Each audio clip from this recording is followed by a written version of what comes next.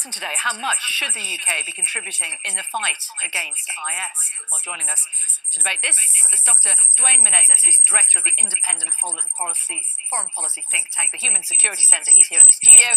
Sami Ramadani is a senior lecturer in sociology at London Metropolitan University. He writes on Iraq and Middle East current affairs. He's in Westminster. Before we get started, though, a reminder that you can join the debate too. You can tweet us at Sky News, at Jane Secker Sky, including the hashtag Sky Debate. You can text us on 84501. Email news at sky.com, let us know what you think, or if there are any points you want to put to our guests here, and we'll try to read out some of your comments as we go along. Well, first of all, let's listen to what the former Chief of the General Staff, Lord Dannett, had to say on the subject, speaking to Sky News in the last hour. Plans have been drawn up for us to do more, perfectly reasonable plans to equip and to train, or to help train the Peshmerga, to put some more backbone, if you like, back into the Iraqi army. And to see whether there are some elements of the Free Syrian Army that we could be supporting.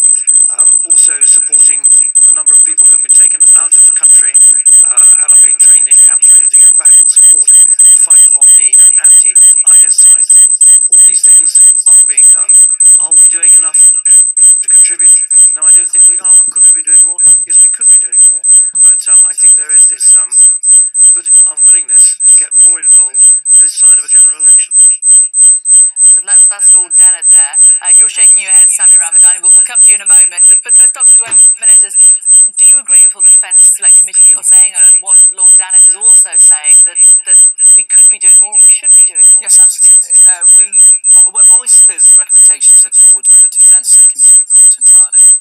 The UK has contributed, I think, the airstrikes contributed by the US have been less than one a day. We have contributed so totally less than 6% of the total airstrikes in the region. We have not provided as much arms and ammunition to the Kurds as perhaps the Germans.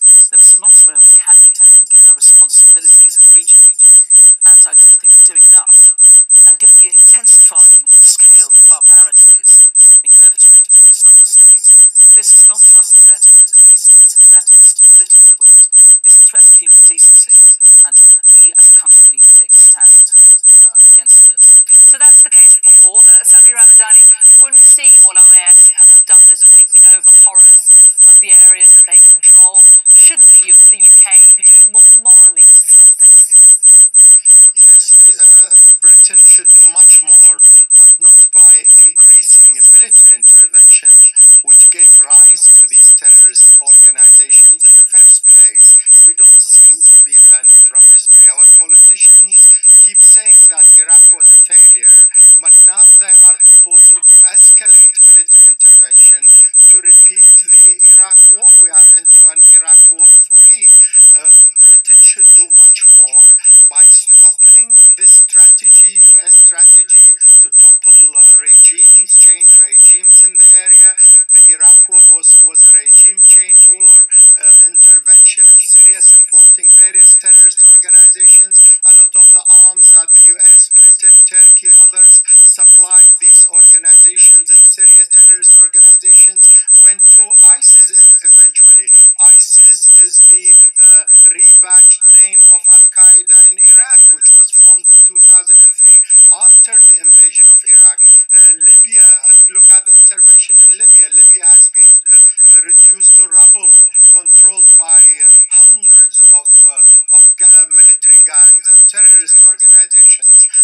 The war in Syria has destabilized yet another state and created an environment in which terrorist organizations are growing. So if we really are genuine about learning from history, we should encourage our government, pressurize it to stop meddling in the region, stop following US military interventions, and give the people of the area a chance to crush ISIS, to end this cycle of intervention and rising terrorist organizations. Okay, let's just pause it there. I mean, Duane Menezes, we should stop meddling, shouldn't we? We haven't given the people of that region a fair enough chance, have we, to sort this problem out themselves? And any intervention that we have, whether we're on the side of the Iraqis or not, it does appear to many people that it is just simply the West meddling in their affairs. Yes, but I think it is important for us to bear in mind that if intervention has consequences, which I do agree it does have, inaction has consequences too.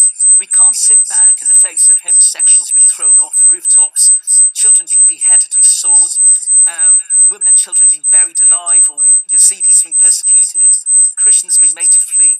We cannot sit back and do nothing. In the face of crimes against humanity, in the face of ethnic cleansing, in the face of genocide, the international community has a responsibility.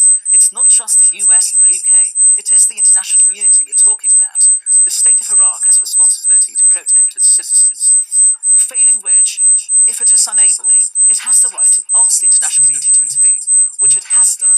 It has issued a request to the international community to assist, to come in. Now it has issued a request specifically for counter-IED measures, improvised explosive devices measures. We cannot sit back and do nothing. They have asked us for support. There are people dying on the field as we speak. They need our help. And it is a moral imperative, a moral duty to actually intervene and do something about it. Sami Ramadani, it's a moral imperative. This is very different, is it, to 2003? This isn't about regime change. This is about backing the Iraqi people, is it not? No, remember what Lord Danett has just said. He said we are now supporting the so-called Free Syrian Army. That agenda is to topple the Syrian government. The agenda here is really to use ISIS as a pretext to re-enter Iraq, to use Iraqi Kurdistan as a new military base. Danett also mentioned the Peshmerga, Barzani's forces in Iraqi Kurdistan. They are still continuing on the agenda of regime change and of encircling Iran. This is all has to be studied very carefully. I'm not arguing that Britain should do nothing in the face of this barbarity of ISIS and other organizations.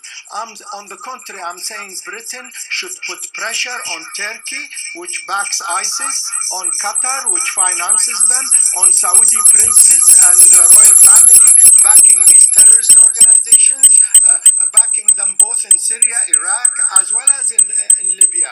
I am not preaching nothing. I'm saying that this strategy is a recipe for rising terrorism, not for ending terrorism and the barbarity and the persecution of Christians, of women, of Yazidis, of Shia, of Sunnis who are rising. This organization is imposing itself by terror, and the only way to end it is to stop this strategy of destabilizing these states, of spreading sectarian tensions through the Gulf royal families, through Turkey, through NATO. US strategy is a strategy of disaster following disaster, and the people of the region in their millions are the victims of this strategy. I do not say stop doing things.